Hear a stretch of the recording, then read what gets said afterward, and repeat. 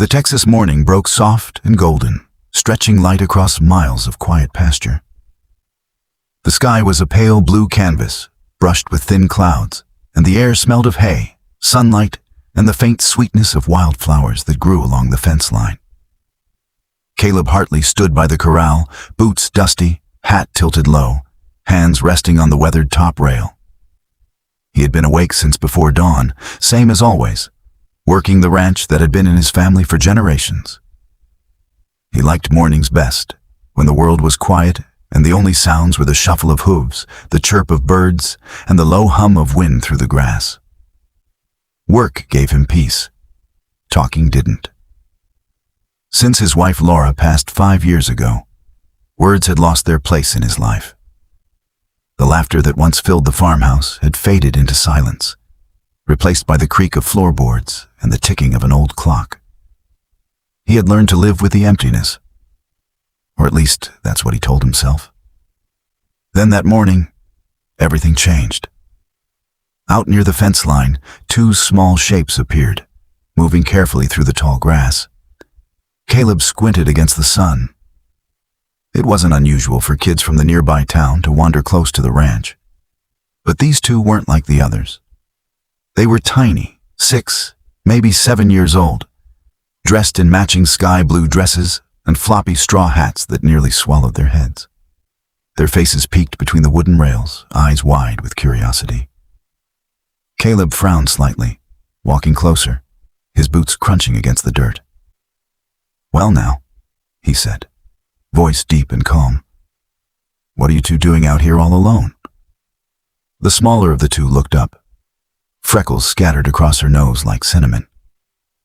"Mister, are you the man who owns all these cows?" she asked. Her voice was clear, polite, but laced with a kind of nervous wonder that made Caleb's heart soften. "I reckon I am," he said. "You girls lost?" The taller one, by maybe half an inch, shook her head quickly. "No, sir. We live over there." She pointed toward a stretch of land across the road where a modest farmhouse stood, half hidden by oak trees.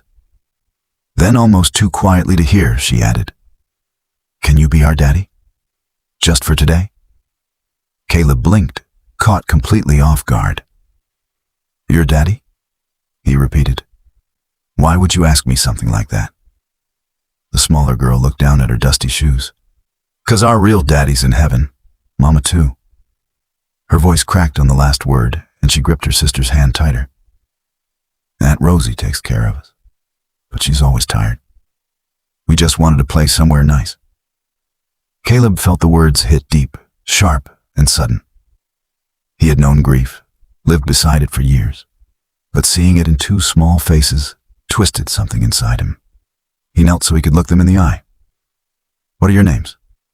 "Lily," said the taller one proudly. "And I'm Leia," whispered the other. "We're twins." "Well, Lily and Leia," Caleb said, smiling faintly. "I can't promise to be anybody's daddy, but maybe I can show you around the ranch if you'd like." Their eyes lit up instantly, joy replacing the sadness. "Really? You mean it?" "Sure," he said, standing and unlatching the gate. "Come on in. Just mind where you step." They climbed through, giggling as their little boots kicked up dust. They followed him toward the stable, eyes darting everywhere. The horses, the tractor, the endless stretch of pasture glowing under the sun. "Whoa," Lily breathed. "You have so many animals." Caleb chuckled. "Takes a lot of hands to keep a place like this running." "Do you have any kids to help you?" Leia asked softly. Caleb paused.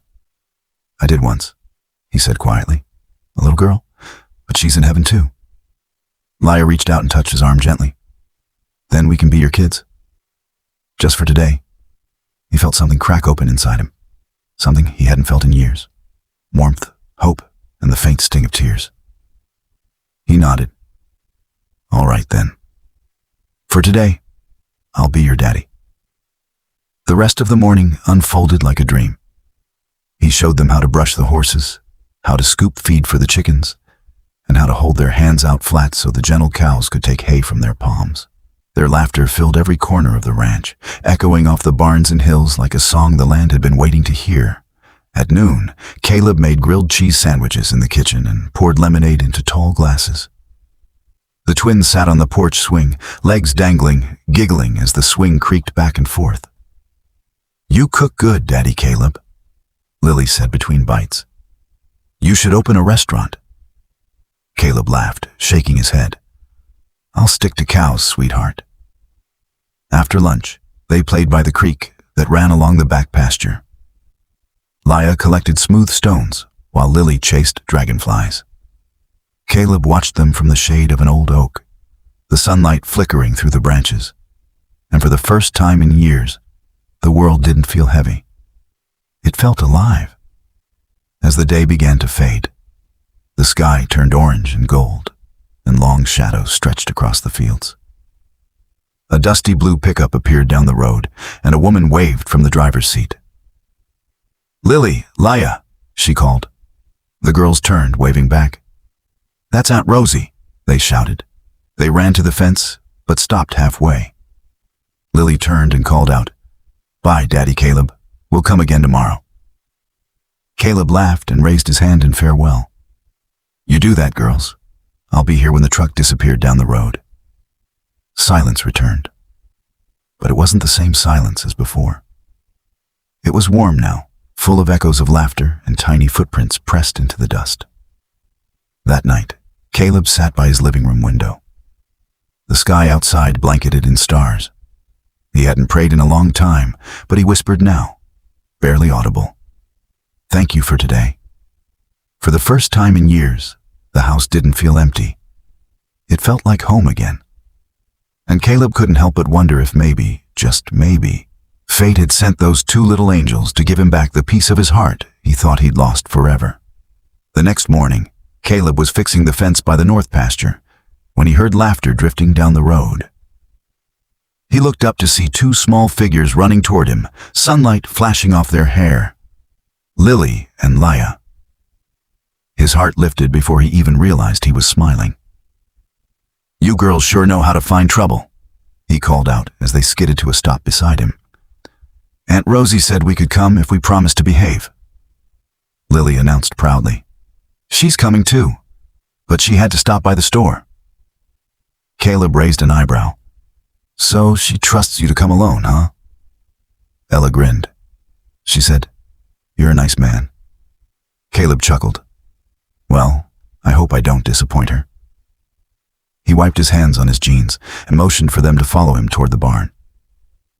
"I've got chores to finish, but you two can help if you promise not to spook the horses." "We promise," they said in unison.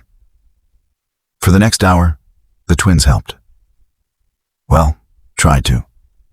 They spilled half a bucket of oats, argued over whose turn it was to brush Daisy, and insisted the rooster looked sad and needed cheering up. Caleb couldn't stop laughing. He'd forgotten what it felt like to have a reason to smile this much. When a truck pulled up outside the barn, he turned, brushing dust from his shirt. A woman stepped out, waving. Rosie Parker was younger than he expected, maybe early 30s, with auburn hair pulled into a messy bun and tired eyes that still carried kindness. She smiled as she approached. "I hope my nieces haven't caused too much chaos," she said. Caleb grinned. "They've caused exactly the right amount." Rosie laughed softly.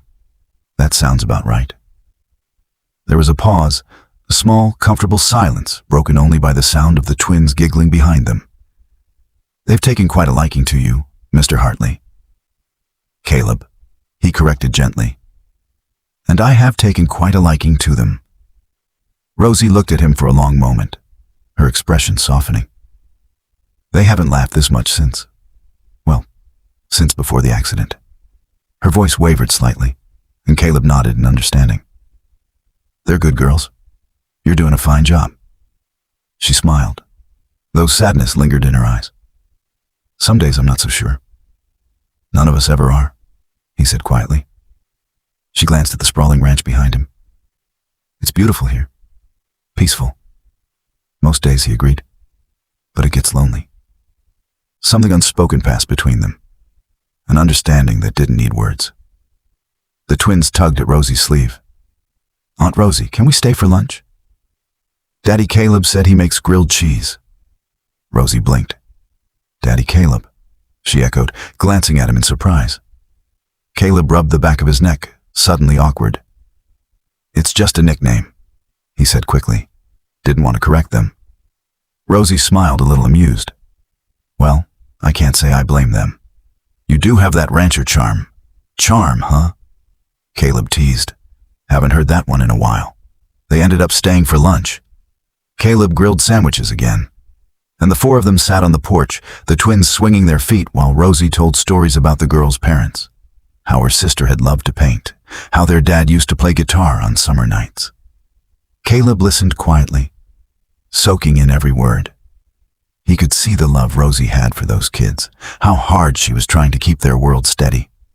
After lunch, Rosie offered to help with chores, and together they worked side by side, mending fences and feeding livestock.